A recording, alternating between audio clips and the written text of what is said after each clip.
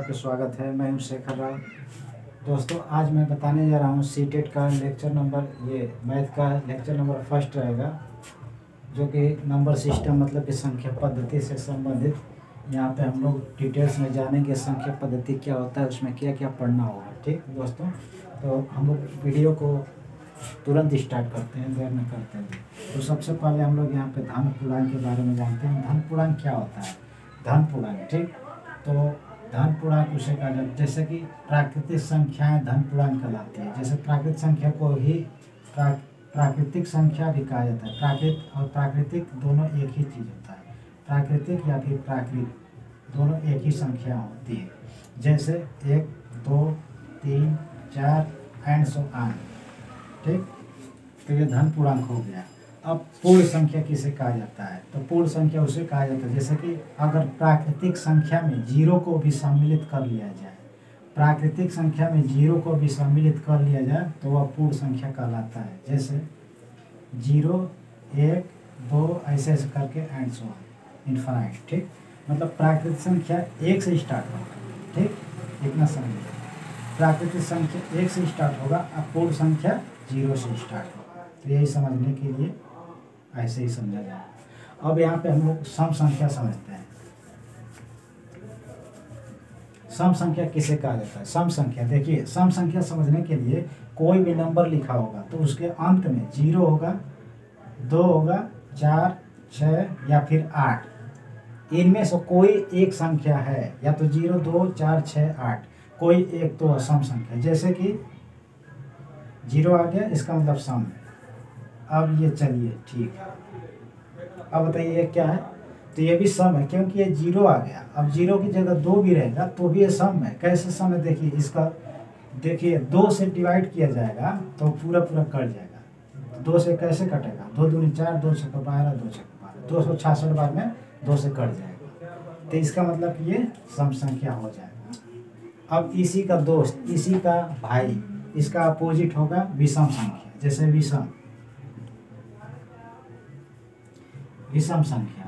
अब विषम संख्या क्या होता है कि वह संख्या जब, यही मैं बताया कि 2 से विभाजित ये इसमें हो जाए, तो इसका अपोजिट जब ये है तो ये होगा कि 2 से विभाजित नहीं होगा। मतलब वह संख्या जो 2 से विभाजित न हो, तो इसके लास्ट में 0, 2, 4, 6, 8 नहीं आएगा। बस इतना जान लीजिए। तो इसको छोड़कर क्या क्या नहीं आएगा? इसका मतलब कि इसमें क्या आएगा? 1 आएगा, 3 आएगा, 5 आएगा, 7 आएगा और 9। मतलब कि ये सभी संख्या जहाँ दिख गई लास्ट में, अंत में किसी संख्या की, तो वह विषम संख्या हो जाएगी। जैसे 31 पूरा पूरा कभी नहीं कटेगा, पूरा पूरा कटेगा ही नहीं, पॉइंट में ही आएगा तो पूरा कटा हुआ नहीं माना जाएगा। तो वह संख्या जो 2 से पूरी तरह विभाजित नहीं होगा विषम संख्या कहलाती है। ठीक,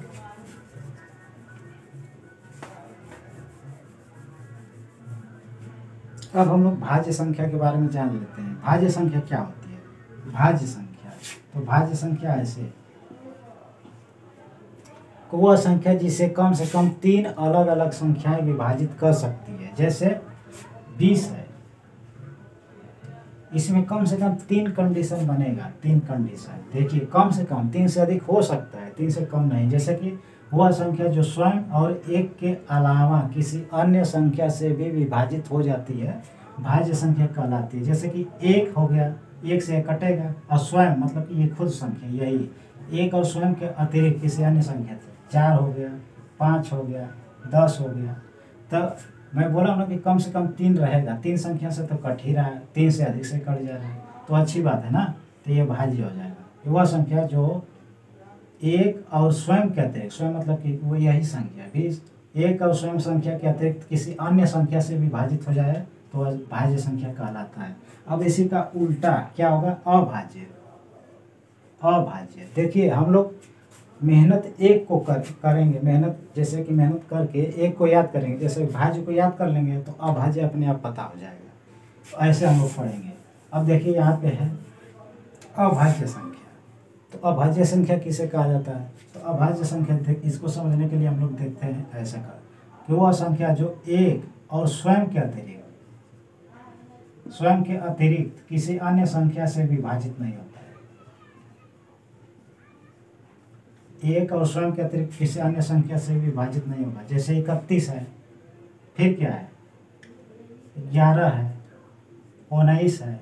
अब देखिए 31 को पकड़िए, 31 एक से कटेगा और 31 से कटेगा, स्वयं से। एक और स्वयं के अतिरिक्त किसी अन्य संख्या से नहीं कट रहा है, इसीलिए क्या हो जाएगा, भाज्य। भाज्य अभाज्य समझ में नहीं आया होगा तो वीडियो को थोड़ा सा पीछे करके फिर से देख लीजिएगा, समझ में आ जाएगा, इतना कठिन नहीं है।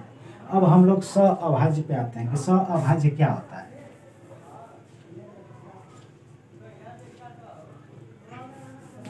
क्या, जैसे इसमें HCF होता है ना, HCF के माध्यम से हम लोग समझेंगे।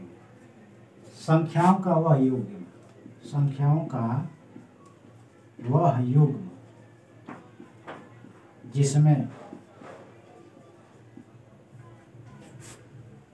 एक के अतिरिक्त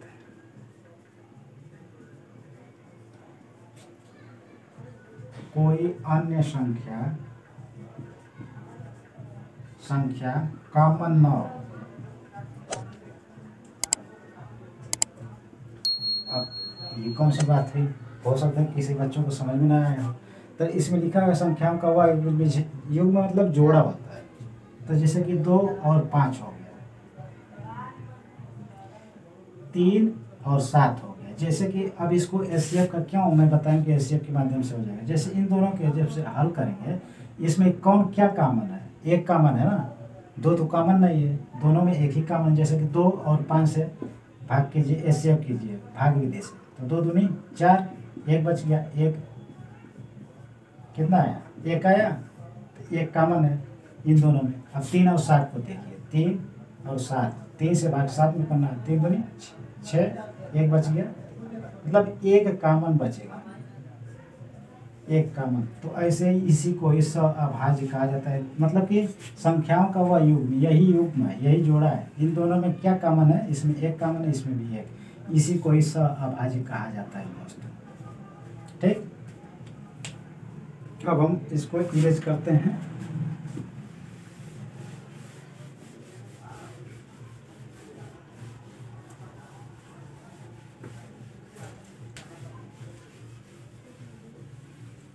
तो अब हम लोग क्रमागत पूर्णांक संख्या के बारे में जानेंगे। क्रमागत पूर्णांक संख्या क्या होती है, इसके बारे में हम लोग थोड़ा सा अध्ययन कर लेते हैं। तो क्रमागत पूर्णांक संख्या मतलब कि इसमें क्रमागत लिखा हुआ है, इसका मतलब एक क्रम से आने वाली कुछ बात कह रहा है। तो क्रम से आने वाली सभी पूर्णांक क्रमागत पूर्णांक संख्या कहलाती है। ठीक, जैसे 5, 6, 7, 8, 9, 10, 11, 12 ऐसे करके, मतलब जब जैसे 3 है, 3 के बाद 4 आया ना, तो इन दोनों के बीच में अंतर कितना होगा, 1। मतलब कि इसी को क्रमागत पूर्णांक कहा जाता है। अंतर बिल्कुल 1 का होगा। जैसे कि अगर कोई, जैसे कि फर्स्ट संख्या दे दिया x, तो दूसरा क्या होगा, क्रमागत पूर्णांक की बात कर रहा है, तो हो जाएगा x + 1, x + 2, ऐसे करके x + 3, ऐसे करके रहेगा बाकी, क्योंकि क्रम से आने वाली बात है। अब नेक्स्ट है क्रमागत सम संख्या। क्रमागत सम, यहाँ से प्रश्न बहुत बनता है। तो क्रम से आने वाली सभी सम संख्याएं क्रमागत सम संख्या कहलाती है। जैसे कि 10, 12, 14 है, इन दोनों के बीच का अंतर हमेशा 2 होगा। यहाँ पे 2 लिखा हो तो 2 होगा, अंतर कितना होगा, डिफरेंस कितना होगा, 2। जैसे कोई फर्स्ट संख्या दे दी, जैसे कोई फर्स्ट संख्या x दे दिया है, अंतर के बाद जितना अंतर आएगा वही लिख देना है। 2 होगा, 4 होगा, 6 होगा, ऐसे करके बाकी सब रहेगा। ठीक, अब समझने वाली बस बात यहाँ पे है दोस्तों, क्रमागत विषम संख्या। क्रमागत विषम संख्या, तो अब मैं बताया ना कि सम संख्या का अपोजिट विषम संख्या होगा। तो ऐसे ही हम लोग पढ़ेंगे, मैं बता रहा हूँ बार बार। क्रम से आने वाले सभी, यहाँ पे विषम की बात करा ना, क्रम से आने वाली सभी विषम संख्याएं क्रमागत विषम संख्या कहलाती है। जैसे 3, 5, 7।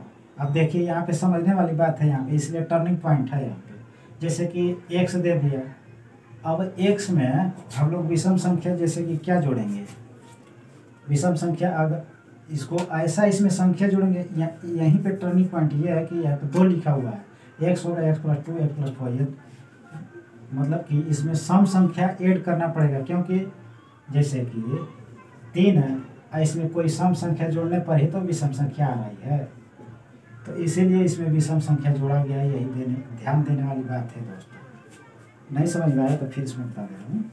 जैसे कि क्रमागत विषम संख्या अगर दे दिया है x, तो फिर अगर ही क्रमागत विषम संख्या पता करना है तो उसी में बस कोई सम संख्या जोड़ देना है। तो अभी भी आएगा क्या, विषम, क्रमागत विषम संख्या, क्योंकि मुझे विषम ही, हम लोगों को विषम संख्या ही पूछ रहा है। ठीक, ऐसे ही पता किया जाता है सब संख्या जोड़ के। तो दोस्तों आज का वीडियो कैसा रहा? फॉर्म भरने के लिए सर्टिफिकेट सीटेट का या फिर मार्कशीट की ज़रूरत जैसे पड़ रहा है तो मैं वीडियो बनाकर अपलोड कर दिया हूँ। वहाँ से कैसे मिलेगा पता चल जाएगा, कैसे कैसे क्या करना है, पूरी प्रोसेस प्रक्रिया मैं बता चुका हूँ उस वीडियो में। तो वहाँ से जाकर उस वीडियो को देख लेना, फिर वीडियो ऑटोमेटिक और अच्छी ढंग से डाउनलोड करने का ढंग आ जाएगा।